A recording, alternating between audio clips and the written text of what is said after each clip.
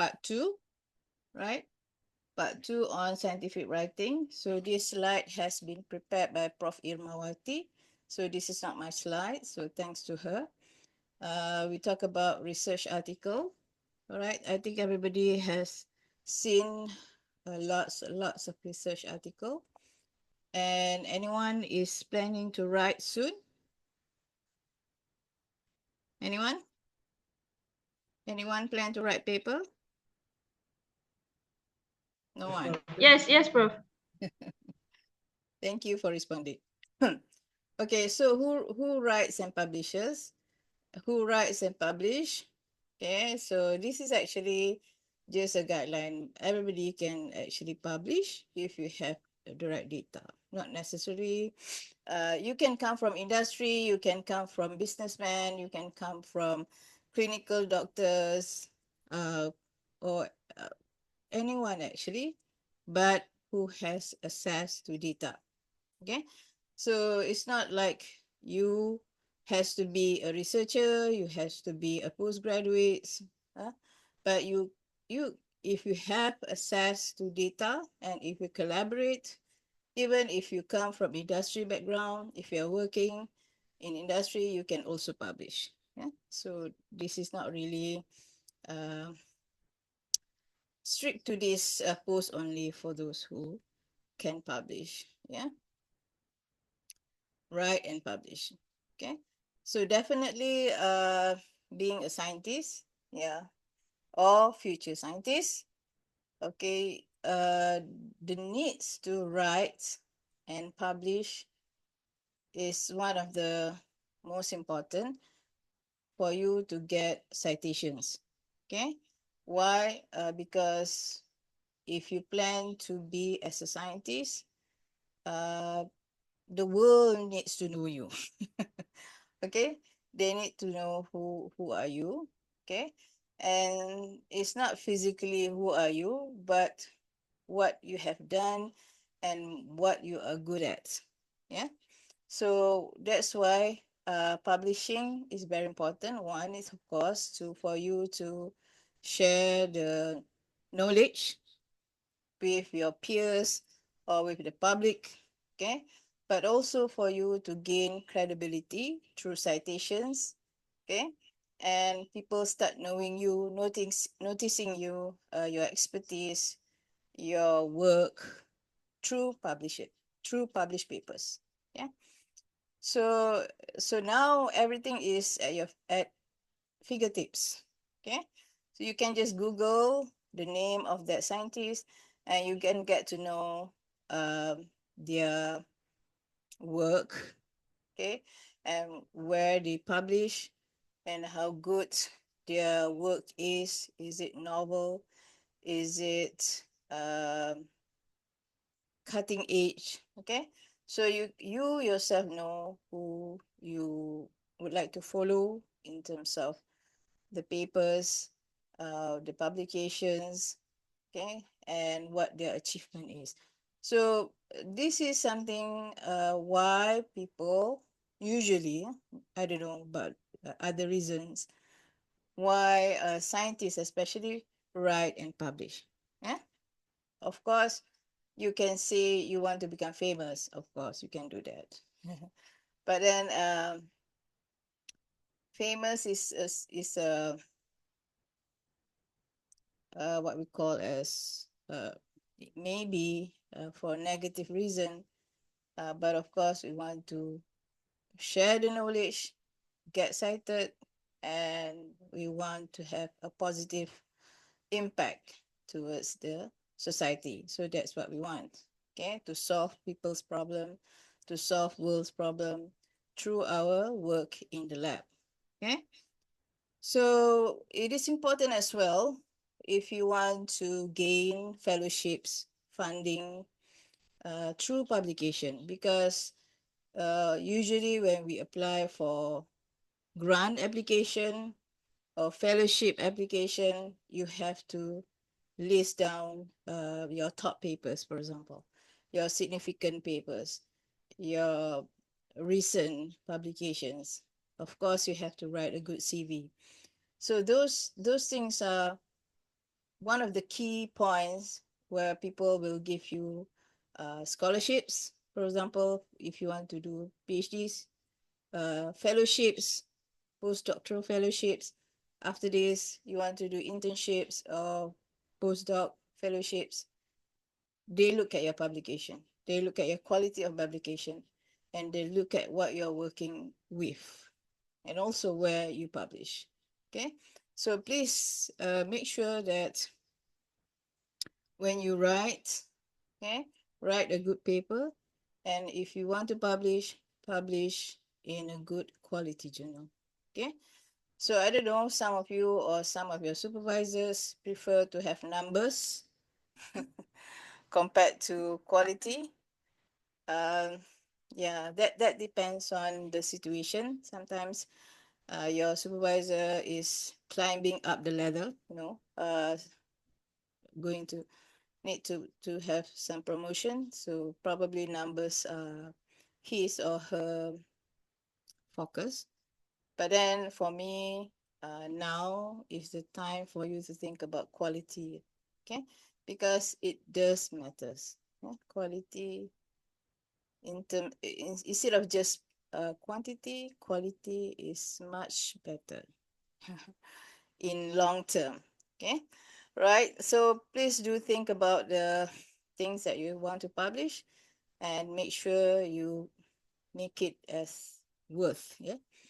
Right. Okay. Okay. That one is done. It puts the knowledge in the permanent searchable record. Yeah. Remember that it carries your names. It's going to be stored in the searchable record. So it's going to, your name will be attached to that paper. Okay. For how long, we don't know. Okay. Remember about what I talked last Friday, that the, your paper, your publications or can be challenged. Okay. Other scientists can challenge your publication. And then you might have to retract your paper. Okay. Taken out from the publication. It happens, especially in those high impact journals. Okay, some people challenge and you cannot answer their and give a good rebuttal, then you might have to extract the paper, retract the paper out. Yeah. Right. So this one, I think, is something that we know. Uh, we love reading, especially those. You probably wonder why some journals have very high impact or very high citations, um, or probably the impact factor is very high because it based on maths calculation. Yeah. So I think if I did ask you to watch one of the recorded video in Putra Blast talking about how quartile system works. Yeah. So it's about how many people are reading the that kind of publications. For example, especially those medical journals. So it's not just doctors, it's common people also reading the journals. That's why the impact factor of medical related journals are very high because the number of readers are very high. So same goes to journal on food, journal on agriculture, because it's not just those scientists involved in that particular matter read that journals. There are so many others who read that journals because I would say the knowledge is quite general. So that's how the journal, especially in medical, in agriculture, okay, fisheries, for example, they in food they can be in top 10%, top 20% easily. Okay, quite easy. Whereas for us who works in hard science, especially chemistry, if you're working with, for example, like me, biosciences, there are a small scope of people, small group of people actually reading the related journals. So it's very difficult to get the Q1 papers. because of the small numbers of reading the specific type of journal. So that's why you cannot make comparison. Why these people, for example, who work in materials get numbers of journals, okay, high numbers of journals, whereas who has to work uh, very detailed and very difficult to get published because it's not similar. Yeah, all different types or different kind of research have different routes to publish, so we cannot compare between them, especially. All right. So types of articles. So I called it this one as working paper. Okay.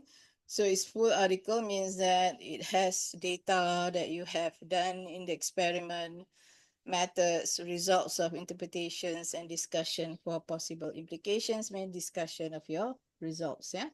So especially this one is very important, skills that you have to develop because the same thing you are going to present in your thesis. And last Friday, we have discussed about review paper. So review paper, as I mentioned, is quite general, but the work that has to be done, the reading that has to be done for review paper is very, very, it's a lot, okay? There's a lot of work you need to do, especially on categorizing the papers, extracting the important results, do comparison, do reviewing, put in your point of views, commenting on the good things, probably also the weaknesses of the papers. So those are reviews. Review is not a summary. Okay, so remember that because this is something important for you to do. You also need to do, even though you don't write review paper during your postgrad if you do not wish to, but you still have to do it for your chapter 2 for your thesis.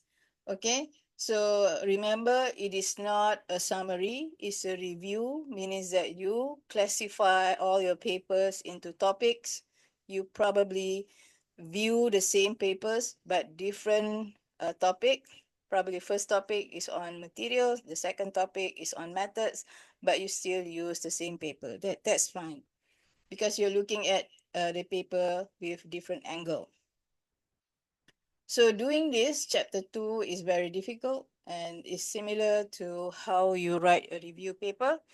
And then I have shown you yesterday, oh, not this one. Okay, the wearable paper, the wearable devices paper. Okay, all right. And then I've shown you the abstract. Okay, so the abstract for review paper is not similar to the abstract of normal paper. Okay, so review paper, I think I have discussed with you. One is, of course, introduction and what is lacking in the publication. And then the author has to give out their thoughts. This is what is lacking, and this is the scope of the uh, review paper.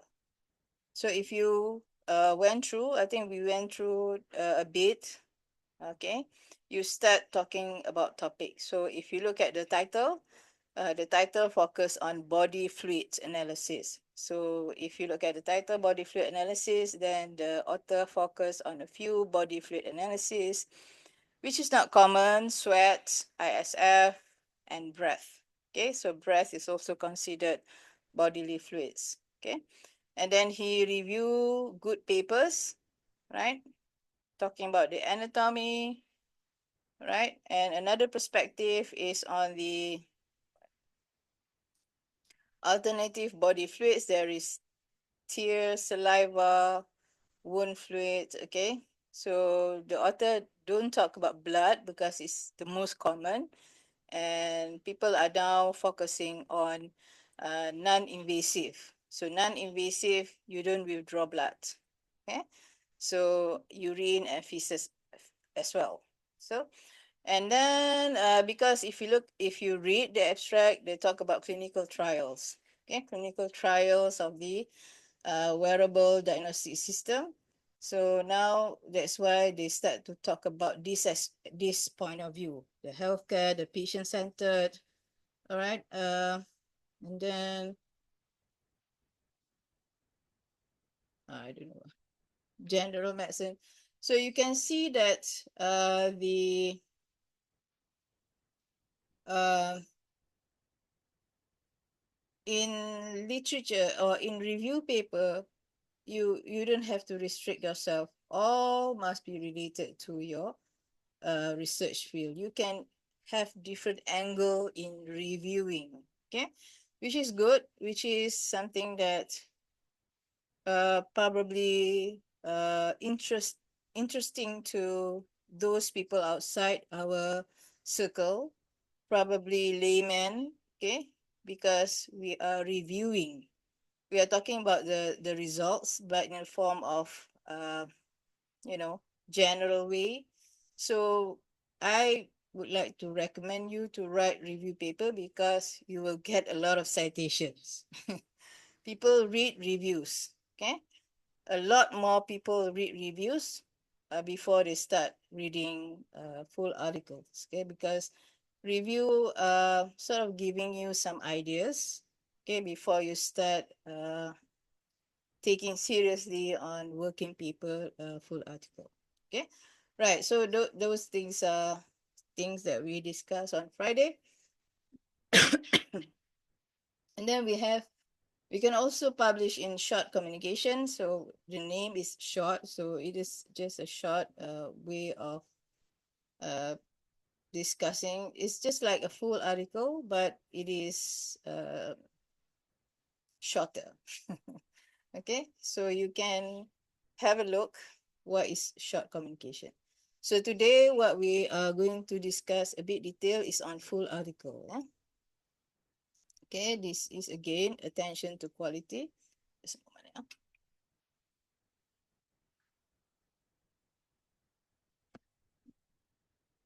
yeah? I have sore throat and back pain. Uh, so attention to quality. Okay, what does original means? That this is originally your work, not someone else, or you are collaborating is fine. Collaborating means that the names are there, the contribution is very clear. Okay, so make sure it is original work. It's not something that you copy or you obtain uh, the wrong way. Okay, significant advances meaning that it is cutting edge because you want to publish in good journal. You have to look at the trend and you have to be at the cutting edge technology, appropriate methods adopted. Clear conclusions, of course, meet ethical standards, readable. Okay, ethical standards means that the data is solid. You don't do uh, what they call change the data, okay, or you edit the pictures. Okay, those are ethics. Yeah, ethics should be the number one that should be you should learn and should be in yourself before doing the postgraduates in especially in science. Yeah, okay, right. Now next one, before we proceed to the structure of the paper, if you look at these names, yeah, you can you can see that there are so many um names that are listed in the paper. So this is a good paper also, but then um, who is who in the list of papers. So you need to, those names here, okay, the one that is responsible for the liability, okay, if the paper is challenged is the uh, uh, It's not the first author. It's not necessarily the first author, but it's the corresponding author. Okay. Usually the name is start. Yeah, you have the where they put the information of the author. I think at the end, yeah, they put it in the end. So if we look at the names of the authors, okay, who are they? Okay, and the name that's supposed to be the uh,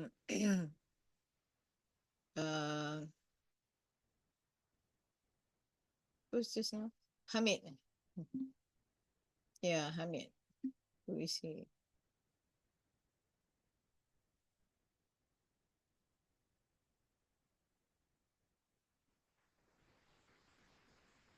Authors.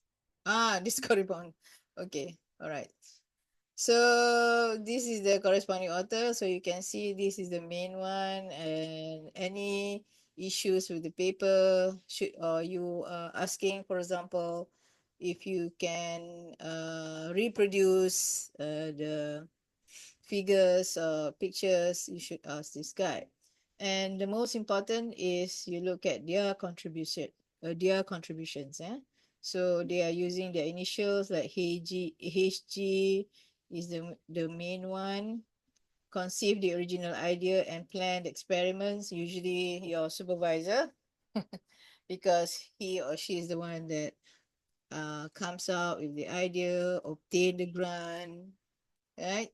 Okay, and then we have ARS, SA, RST, I don't know, you check them, their initial, people in the middle.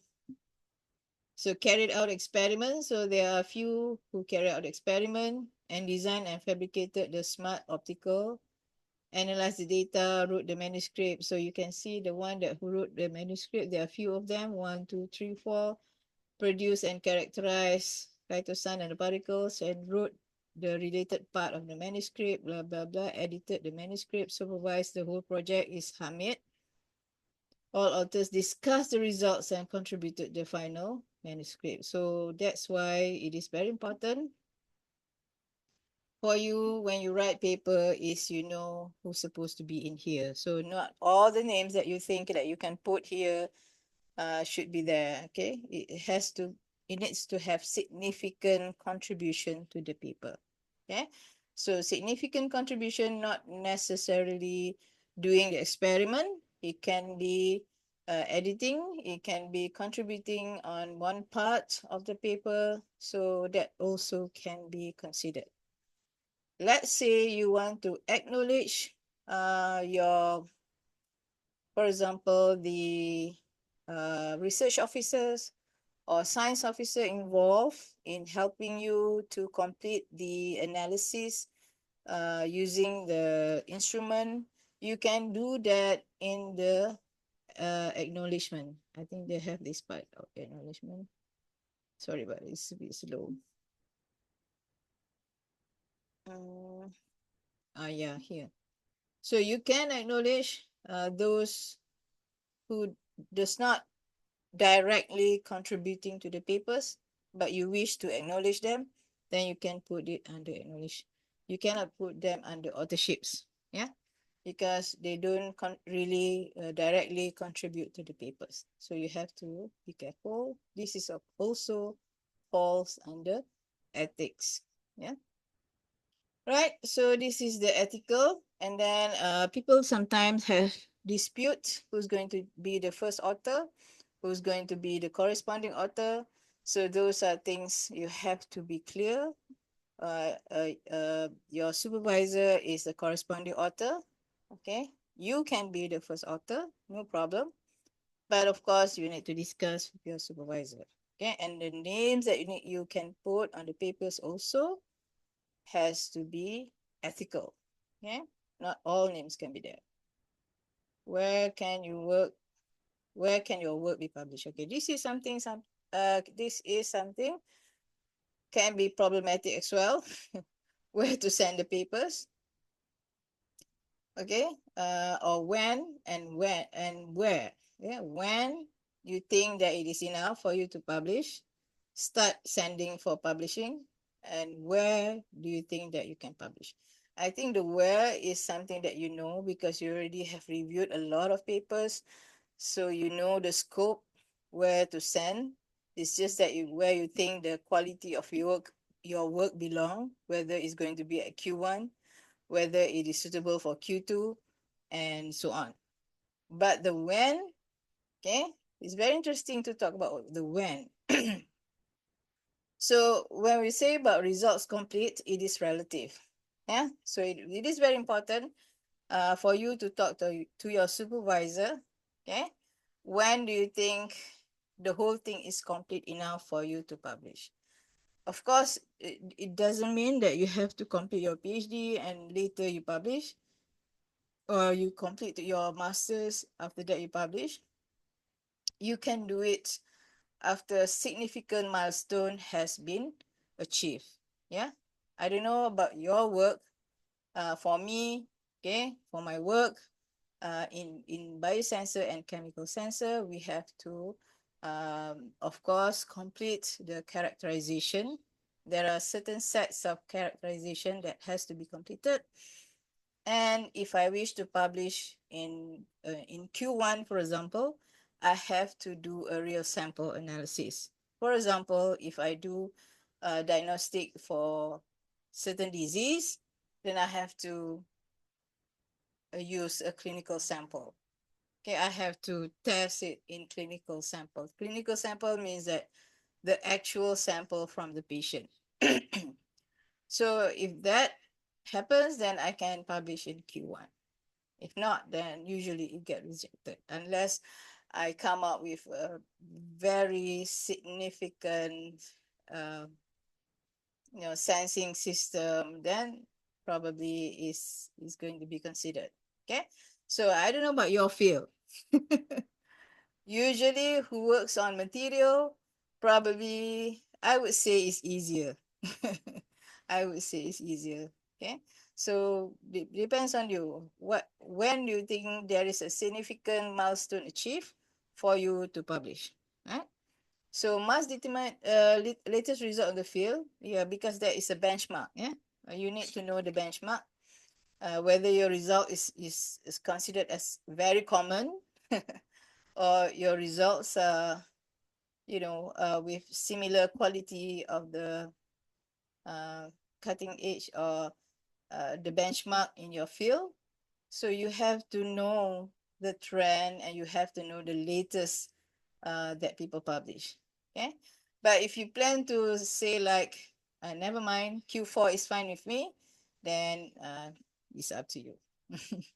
Okay, right. So I think those are like fundamentals that you need to know, especially on the ethical part, before we start to the structure of the manuscript. Now, I think this is something for full paper or working paper. These are very common. You start with the body first. The title you can change later. It's very important for you to come up with a very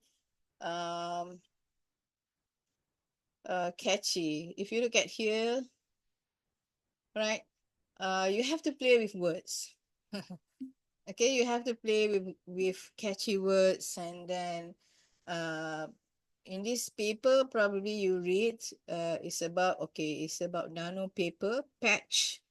Okay, and then the word they use is multiplex. Multiplex means that you can detect a few analytes at the same time.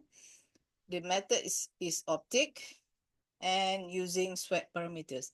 So those are the keywords. They are using nanopaper. They claim as nanopapers patch with multiplex optical transducer, optic, uh, using sweat samples. Okay, so those are the keywords. But when they combine everything, they put smart, wearable, nano, patch. Okay, so those will be interesting. So writing a good title is very, very important. Think about it. Think about it. Write a few titles.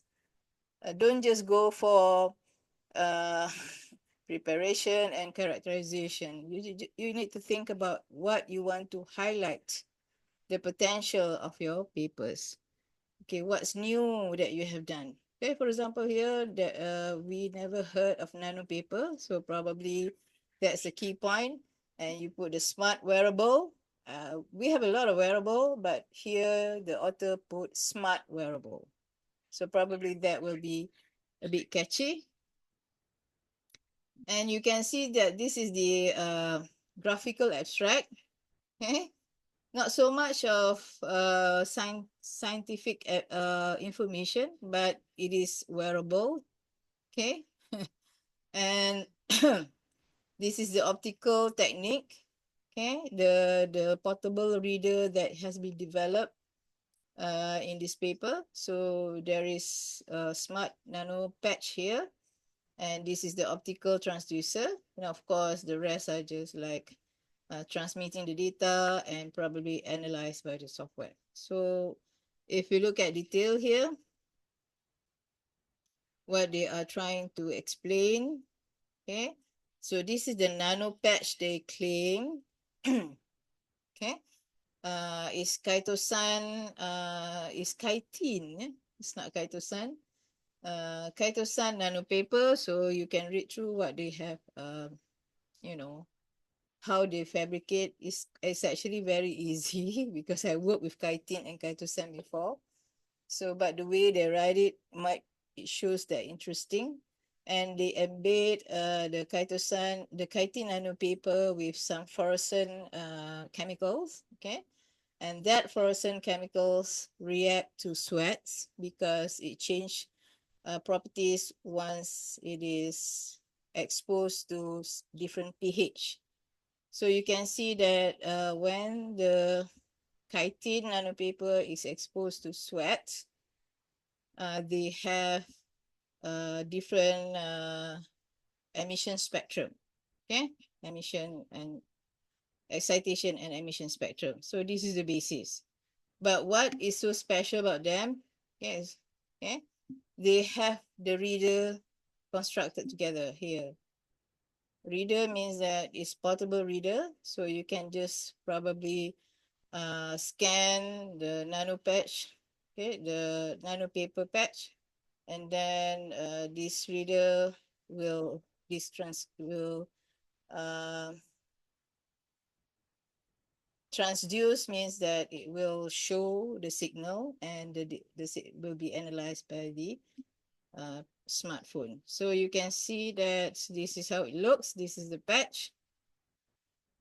The way that they presented this nano patch is very interesting. Okay, even though it's just a simple technology, I would say this is a very simple technology because I've done this, I think, during my final year project. Okay, using chitosan membrane and put in some pH related chemicals, pH indicators, so it will be the same principle, but they have the reader. So, but the way they put it is very nice. Okay, so that's why you need to do it. You need to think about writing it in a, you know, not the normal way, not the mundane, boring way, but you write it in a more captivated, catchy words. Okay, so these are very important for you to start with. The title, the authors, we have talked about the authors, and of course the abstract and keywords. Yeah, people read the abstract first. So if the editor of the publisher read the abstract and look at the graphical abstracts and they find it interesting, then they start to process your papers, giving out for reviewing process. But if they find even the title is very boring, is very normal, is very common, then they might, what we call as I forgot the word. Reject outright. Yeah, reject outright means that the moment you send, probably a few minutes later you get or the next day you get the rejection. So it's reject outright. Okay, so you must be careful with this first before you come into the second structure. So introduction, methods, result, discussion, and conclusion is the same that what you have learned in proposal. Okay, proposal writing, introduction. Okay, of course you narrow down the scope of introduction because you only publish parts of your thesis. Okay, so let's look at the introduction and abstract. Okay, so now of course we start with the general introduction in the abstract. Okay, you can see okay the comment on the wearable optical sensors, and they have, but later they come out with the smart wearable optical sensors, and they add in this IoT enable readout module, which is here. Okay. All right. And then what they do is actually sensing the pH of the sweats. Because this is the main thing that is happening, okay, which is the fluorescence change in the copper chloride. So this one is quite common, fluorescent, pH sensitive. And then they have certain comments on personalized health monitoring. This is another general. And lastly is the potential of their device. Okay, so you can see that it's not really complicated. It's just a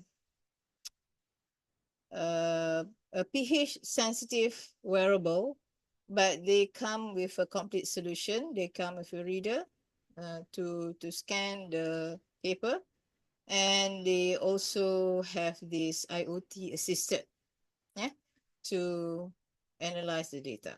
Okay, so let's look at introduction. Okay, again they talk about colorimetric, fluorometric reagents. Nothing new about that. And then they have this RGB technology, fluorometric monitoring of sweat biomarkers. So nothing actually for me who works in this field, not really what we call, it's not really, I keep forgetting the words. Impressive, it's not impressive for me. But the way that they write the papers and the way that they come up with the figures are very interesting. Okay.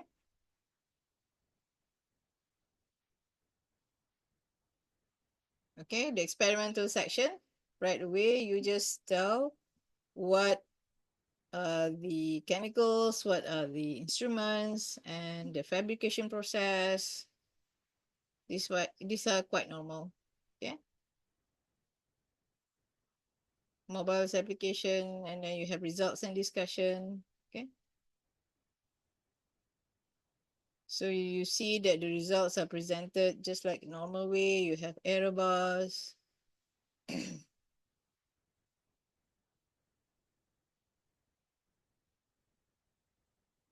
And they have human experiments, probably interesting. It's like clinical data for those who are doing health-related technology, and then conclusion. Okay. So I think it's not that difficult. Okay, if you have like um, more difficult technology, like you're working with biological, or if you're working with a mixture of complex metal oxides, then you can put in all those, like here I think Prof. Irma has nicely put it. This is something that you can read. I have shown in the paper.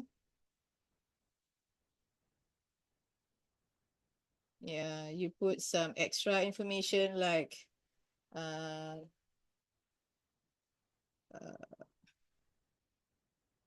formulas, okay, equations, rules, okay.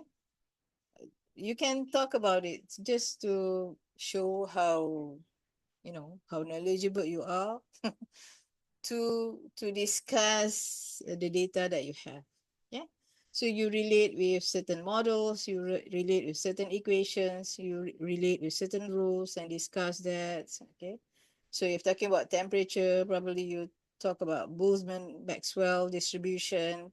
When you're talking about kinetic, you talk about the models of kinetic and you detail down what is the possibility of your findings related to that model. So you can do that too, to what I say, to show how fundamental, uh, knowledgeable you are. So that shows how good, yeah. Even though the data is probably just basic one, yeah. So I don't know methodology mistakes here. Sometimes it is obvious. Sometimes it's not obvious. That depends on who's the reviewer. Uh, okay, good pictures are very important. Very good, clear pictures. Usage of colors. Okay, how clear your FISAM, your HRTM is very important. Concise and informative, right? This one, if you have the skills to draw pictures, good tables, then you are blessed.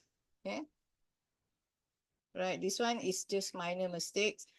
The significant numbers, the decimal point, the decimal, usually some reviewers are particular, some are not. Okay, make sure that the figures are not that small. Okay, and if you think that it's not that important, it can come together with supplementary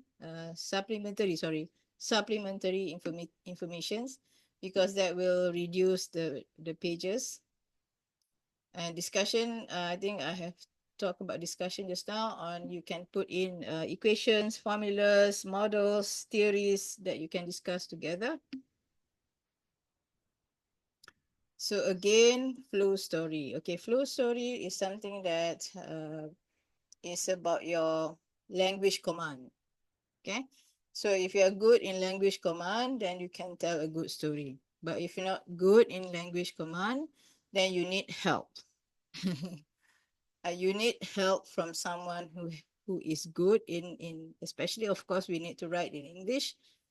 Language command means that you have the data, you have the basic observation, but how to combine it becomes a very nice story.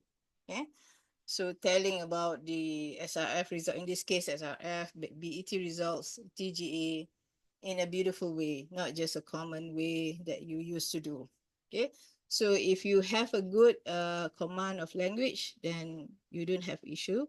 But if you don't have it, you can get help, yeah, for English editing.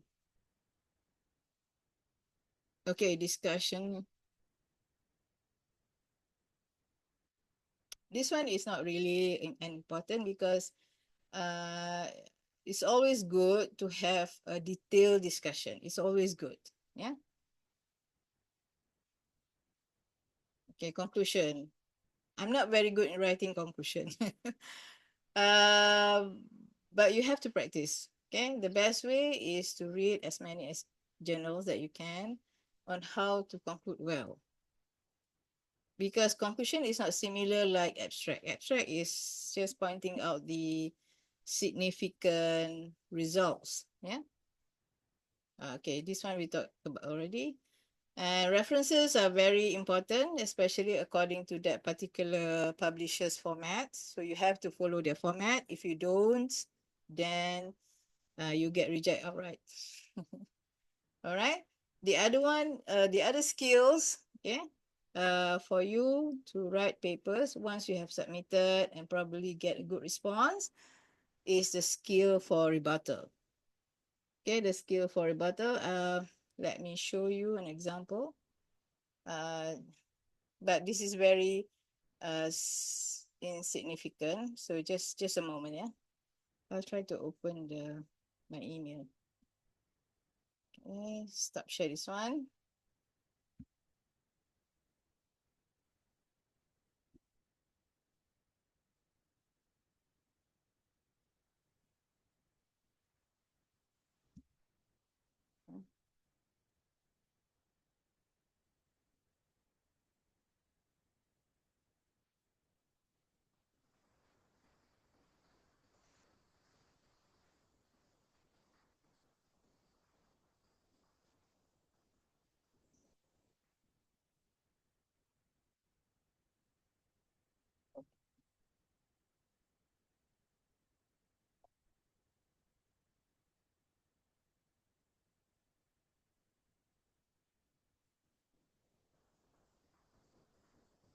Just a moment, okay.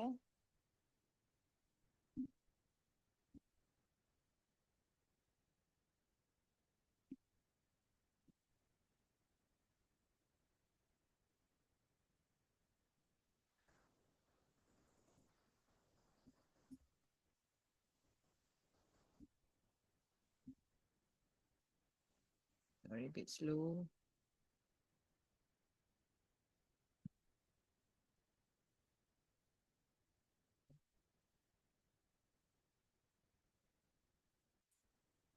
Right, so this is our recent publication. Okay, previously, um, so this is the title,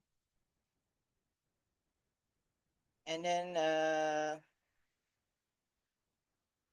this is what we got. The comment from the reviewers. So I thought that you know, well, the supervisor know that this paper was, I don't have any high hopes for this IEEE census because of the quality of the work. But then, surprisingly, yeah, at least we received some major. So you can see that these are forms of response from the reviewer. And then once we have uh, done the correction, okay, we resubmit. Yeah. So you can see that this is the graphical abstract and this is the abstract.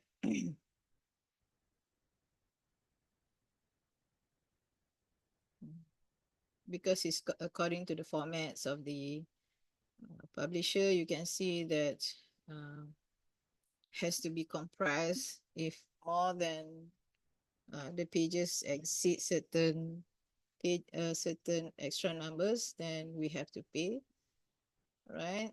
So a proper drawing showing how it works, results and discussion, and then we highlight what extra information that they have requested, the reviewer has requested, and that's it. So I would like to show the when you answer rebuttal, you have to answer each and every questions by the reviewer. And for example, if they are asking for certain things that we don't do, you can still reply to that because the student is currently not in the lab anymore. Uh, so we have to answer whether they get insect or not. We do not characterize the effect on different amount of standard oxide powder. So you have to be sincere talking about that. And then let's see, because authors bought it as nanoparticles. This is our mistakes.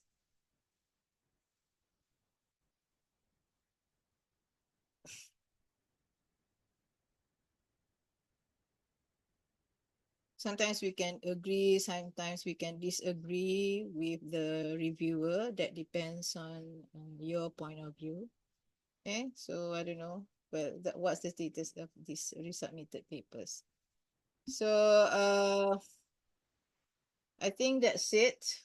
Is enough for 1 hour. If you have any question, please do ask. I'll stop the recording first.